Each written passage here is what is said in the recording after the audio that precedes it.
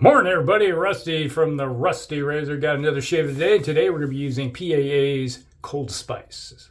Spices is everything nice. Yep, smells like a good old fashioned Old Spice. There.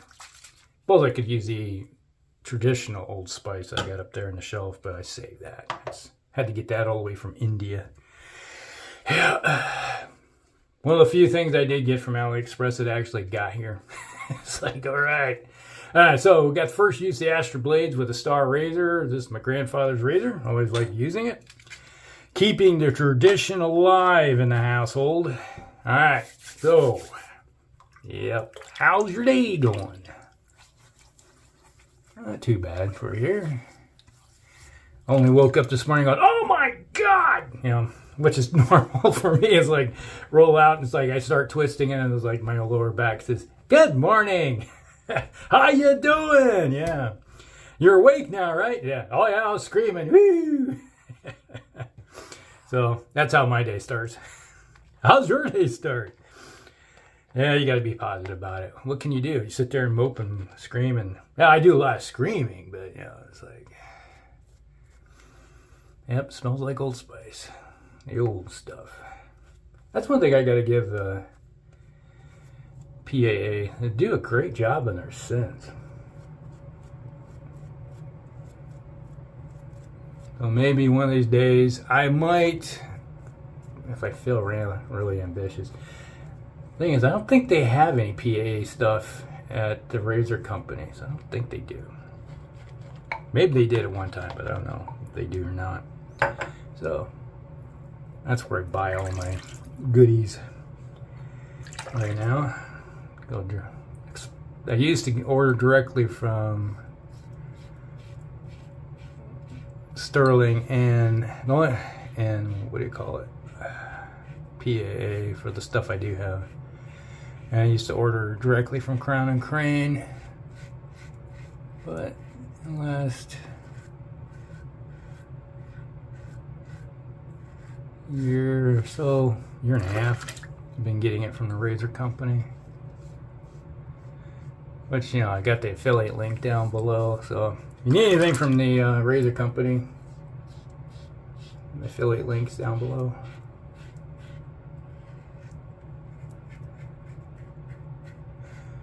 Support your local companies.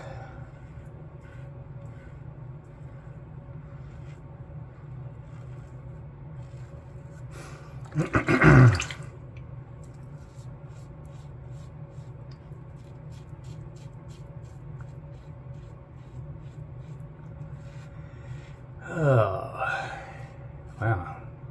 Breakfast is saying like, good morning, hello, how are you doing? Yeah, I had oatmeal and raisins for breakfast. Make my own. So I can control how much sugar there is in. I buy it, it's like my wife likes eating the Quaker Oats instant oatmeal, but it's like freaking full of sugar. And like, can't do it. I make my own. Use quick oats and I put raisins in, you know, toss them in there. And then when I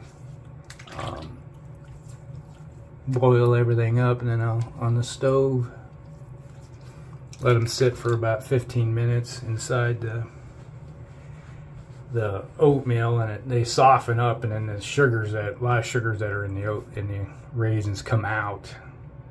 So then I don't have to add any sugar because nature's sugar is added from the grapes or the raisins. That makes it tasty. They're not chewy, they're more gooey like eating grapes. So that's a good thing. And I limit the amount of sugar that's in my diet. Being diabetic, life sucks. You gotta really watch what you eat. Yeah, I'm not overweight by any means. The doctor said you could lose a little more weight. It's like, I'm 175 pounds, doc, and I'm 5'11", you know, was almost 6 foot at one time. I don't know if anybody else noticed that. As you get older, you start shrinking. It's like the body does. It's like all the joints and everything start losing all the stuff in between, and you start losing height. Like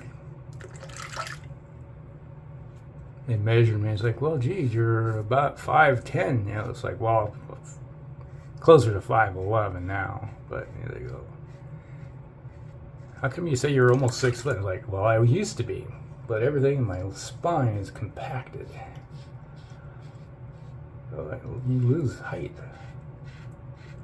When I entered the Army 35 years ago, 36 years, whatever long it's been, it was like, measured me 71 3/4 inches, which is almost 6 foot. So, according to the record on file, it's like whenever we'd have to weigh in, you know, that's the Army has a standard, you know. Those of you that have served, you know, that would know these things, they expect you to be within a certain, or else they put you on the fat boy program. It's like, all right, sorry, but you're a fat boy. So, me, I was always a weightlifter. I weighed always usually around 205, somewhere in there. But that was meat slab, you know. They're like, well, you're overweight. We got to tape you. And that's how they measure. They measure it, tape you around the neck, around your waist, and everything, and figure out are you within standards? Because those of us that were, they pull off the shirt and you're like wedge shape, you know, because you got muscle and everything. You got your lats or something like that, you know, and like, well, I'm sorry I have to do this, but yeah, here, I know you're going to be fine. And then they tape you, and you're like, oh, you're good. My one brother, he was overweight. He had a gut on him, right? But he had no neck. He's like this, and they measure around. I was like, he kind of bunch up a little bit. You're supposed to relax, when he went bunch it up a little bit, and you're like, oh, okay. You got a 20-something inch neck, you know, like mine's 17. Yeah. Then they do the PT test, you know, and they measure on a 3. Each you had to push-ups, sit-ups, and run. And depending on how you did in those 3 categories, it would measure, you know, you get points, right? I always got a 300 on my PT score. Yeah, because depending on what my age group, you know, you're supposed to do like 50 or 60 push-ups. I would do 120 in 2 minutes, right? I'm supposed to do, I think, 60, 65 sit-ups in 2 minutes. I would do like 80, you know, it's like just get it. And then I'm supposed to run a 2 mile in like 14 minutes. I would run it in 9 or 10. So I was in pretty good shape for a guy, because I always exercised. So I'd always get a 300 on my 300 PT score, but I still had to get taped. It's like the company clerk, the guy that was in charge of all that stuff, he's like, just come here, let's get it over with. We know you're fine. So I always remember, it's like these guys that would never ever exercise. So when unless it was a company or troop exercise where everybody would be together, you know, it's like, all right, we're gonna do PT before we do anything this weekend. Come dressed, and then after that we'll do our.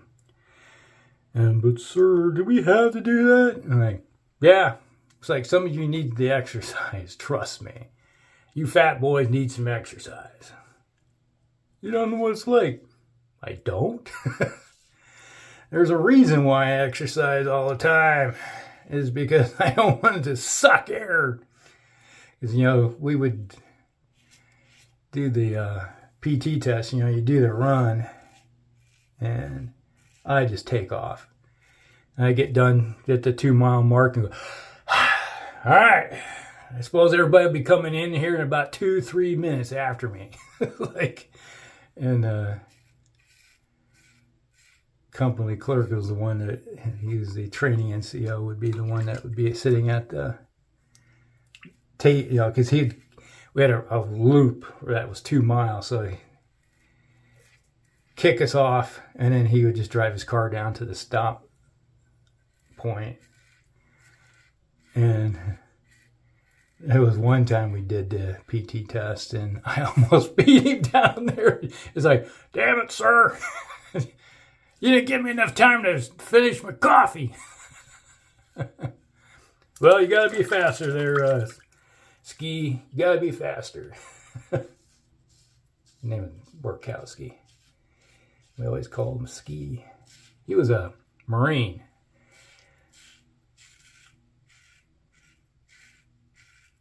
And he says, I got tired of eating crayons. Like, so I'm an army dog now. Like, well, good that you came to the dark side. We got cookies. He was a good guy. It was fun. He was a trapper too. So we'd sitting around in the Bay Area, and all the NCOs and officers would be sitting around, and Ski and I would be talking about trapping, and everybody's like, "What the hell are you guys?" And we're talking about setting fox traps, you know, and how wily these things are. And yeah, how you'd have to figure out how to outsmart the little buggers, and you get some smart ones that always set in your trap because they. All right, let's put it this way: fox are smart. Let me tell you. You always get this one that's like, oh yeah, I see what you're doing here. There's a trap or something. They would take a stick and run up and just kind of prod around, find the trap, set it off with a freaking stick, and then take the bait. You'd never, ever catch this freaking fox because they were too damn smart. And then they would follow your trap line and set off the traps along the freaking way. So you always got to figure out how to outsmart these little buggers. I thought we'd be sitting around talking about it. And these guys were really like, oh, what? This a thing? Like, yeah, it is. Get these guys from the city. Where do you think the fur comes from, guys? You ever seen a fox coat? Oh, yeah. Fluffy.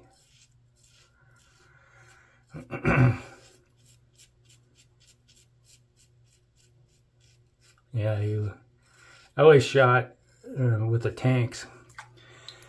My crew, I trained my crew endlessly. And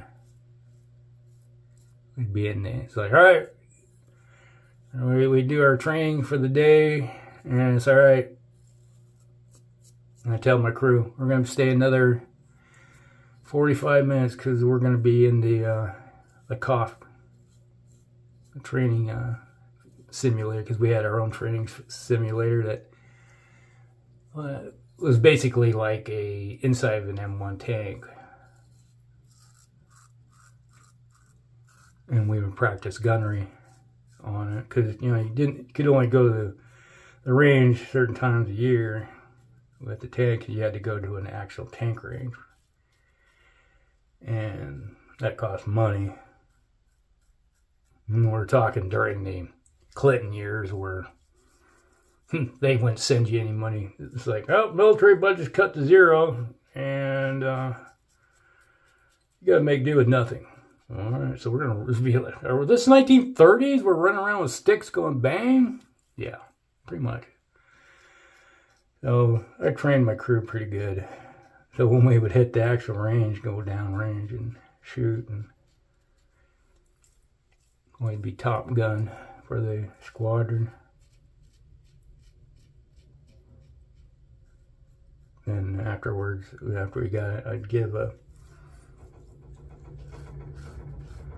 go to the Class 6, pick up a couple cases of beer and some whiskey, and it's like, all right, boys, here you go. Drink up. Don't expect to see any of it tonight. None left over. They go, yes, sir. Thank you. That's an order that they highly liked.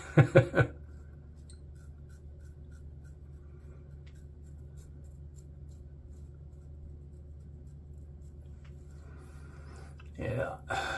Take care of your men, and they'll take care of you. I think I learned when I was an NCO.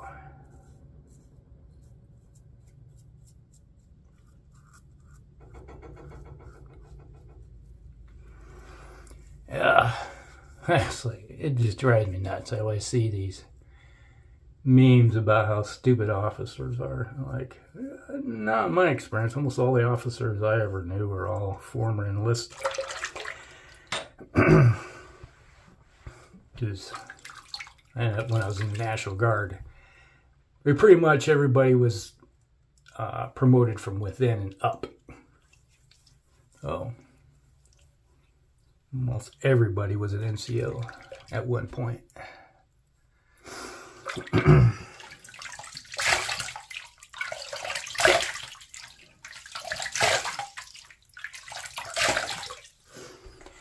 Yeah, I always look funny. It's like, oh, the lieutenant's lost again. No. Maybe these West Point idiots might have been. But heck, I was a training NCO for land nav. So when it came to, and I was also a Ford observer. So yeah, you really had to know how to read a map. And so when it come to land nav, it's like when I was an officer, I was in charge of the land nav courses, and it was like they would always say, "All right," it's like got the course, and you had to go and run, and it's like, "All right, who's the first person back?" You know, it's like I was like, "You guys are competing against me. You do know that, right?" It's like, if I make it back before you, you guys owe me a 6-pack. If you guys beat one of you guys beat me, you guys get a case of beer. All right, incentive. All right, let's do a little bit of Old Spice. I always got a 6-pack. That's not fair, sir. Like, you know the course. Of course I know the course. Doesn't mean I know which direction I have to go. Didn't matter where I went. It's like every freaking course I went on, I was always usually the first guy back. One time when I was down at Fort Knox, I was number 2 because the one of the guys, he did the course before because he was a recycle, and he was good at land nav. He hurt his ankle or something, so he had to start over. So he beat me, but not a big deal. All right, doing it in the dark's a little hard. All right, I've already talked about the Razor Company affiliate link down below. Shave of the Day was brought to you by PAA Cold Spices. Excellent scent, man. Smells like Old Spice. He who controls the spice controls the galaxy. First use the Astra blades. Excellent shave with the Star Razor. Man, nice and smooth. Oh man, this is a good razor. If you ever get a chance, find one of these things. They're good. They do the job well. All right, so that's Shave of the Day, everybody. Hope you guys like it. Like and subscribe, share with your friends, and we'll see you in the next one. Rusty out.